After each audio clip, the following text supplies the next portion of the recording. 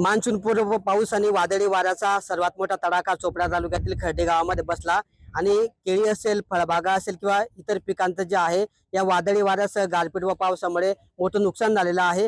केळीच्या बागा देखील या ठिकाणी पूर्ण जमीनदोस्त झाल्याचे चित्र पाहायला मिळत आहे। या एकट्या गावामध्ये जवळपास 100 हेक्टरवर जे आहे केळीच्या बागासह इतर पिकांचं नुकसान झाल्याचा अंदाज वर्तवला जातो आहे।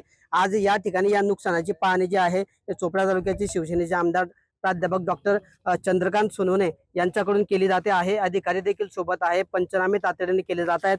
आपण स्वतः आमदारांशी बोलणार आहोत। काय सांगणार अण्णा, या ठिकाणी जे आहे आपण पाहणी करतायत, अत्यंत भीषण वास्तव पाहायला मिळतंय। गेल्या 2 दिवसापासूनचा हा प्रॉब्लेम सुरू झालाय।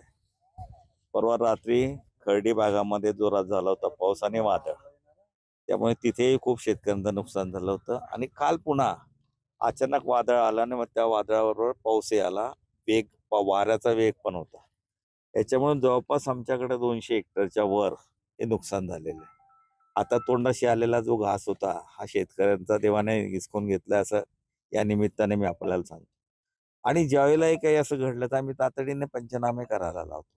सर्व शेतकऱ्यांचे पंचनामे होतील। तहसीलदार महोदय थोरात साहेब आहेत, कृषी अधिकारी साळुंके आणि त्यांचं सर्व टीम, मग कृषी सेवक असतील, तलाठी असतील, या सर्वांना बोलवून प्रत्येक शेताचा पंचनामा करून घ्यायचं। ती पंचनामा केलेली यादी ग्रामपंचायतच्या बोर्डवर लावायची, जेणेकरून कोणत्या शेतकऱ्याचं त्यात राहिलं नाही। त्याने शेतकऱ्यांनी ते बघून घ्यायचं की आपलं चुकून राहिलं का। शक्यतो चुकून आजपर्यंत कधीच कोणाची कंप्लेंट आली नाही। ज्यांचे विमे त्यांचे कृषी अधिकाऱ्यांना सांगितलं की तातडीने आपण विमा कंपनीच्या एजंटलाही बोलवा, ते सुद्धा आले आणि विमा कंपनीवाले सुद्धा त्याचा सर्वे करतात। आता दुर्दैव आहे, अचानक जोरात पाऊस आला आणि केळ्या पिकाला जर जोरदार हवा असली की ते थोडं तग धरत नाही। तसं या भागामध्ये 6 गावांना हा फटका मोठा निसर्गाचा बसलेला आहे। अण्णा, इकडे जर बघितलं तर काही शेतकऱ्यांची तक्रार आहे की पीक विमा कंपनी जे आहेत बरं का, ते वेळेत मदत करत नाही किंवा त्यांचे जे निकष आहेत ते निकष तांत्रिक त्रुट्या असतात बऱ्याचशा, त्याच्यामुळे मोठा फटका जो शेतकऱ्यांना बसतो। या संदर्भात काही तोडगा आपण कंपन्यांच्या प्रतिनिधीशी बोलून काढणार आहेत का? असं आहे, आपण त्यांच्याशी बोलतो आता स्वतः ते कंपनीचे एजंट फिरतायत, कृषी अधिकाऱ्यांना त्याबद्दल हिंट दिलेली आहे। पण ज्यावेळेला आपण विमा काढतो त्यावेळेला विम्याच्या टर्म अँड कंडिशन आपण वाचत नाही, ते सांगतात तशा आपण सह्या करून टाकतो।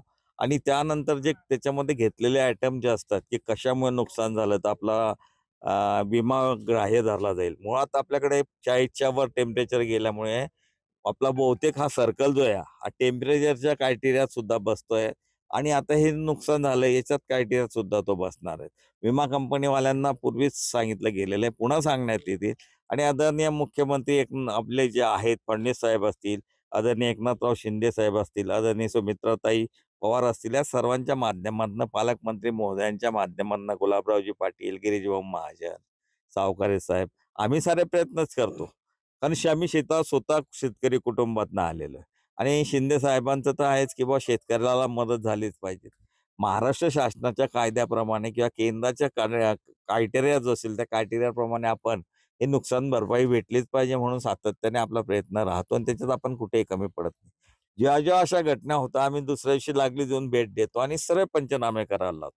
गेल्या 11 वर्षामध्ये असं कोणी सांगावं की आमचा पंचनामा राहिला राहिला का काही 11 वर्षात? स्वतः मी धावत येतो आणि सहकार्य डिपार्टमेंटही सहकार्य करतो। मी जनतेलाही नेहमी सातत्याने विनंती करत असतो की बा या पंचनामे एकदम एकाच सर्वत्र होणार नाही, आपण त्यांना सहकार्य केलं, आपल्या शेताची चातुर्सीमा जी असते ती जर व्यवस्थित सांगितली तर त्यांना सहकार्य केलं तर पंचनामे लवकर होतील। आणि सर्व शेतकरी आम्हाला सहकार्य करत असतात, कारण शेवटी त्यांचं नुकसान झालेलं आहे। अतिशय वाईट घटना आहे। आता तोंडाशी आलेलं वर्षभराचं पीक आमच्या डोळ्याखात खाली पडतंय ह्यासारखं दुःख नाही। दुर्दैवाने निसर्ग का कोपतो हेच समजत नाही।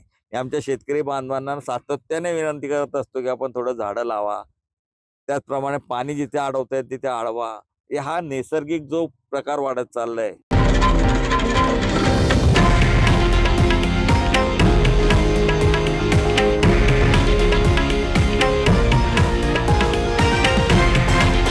हे आहे देशातील नंबर 1 न्यूज नेटवर्क आणि आपण पाहत आहात TV9 मराठी, एकमेव।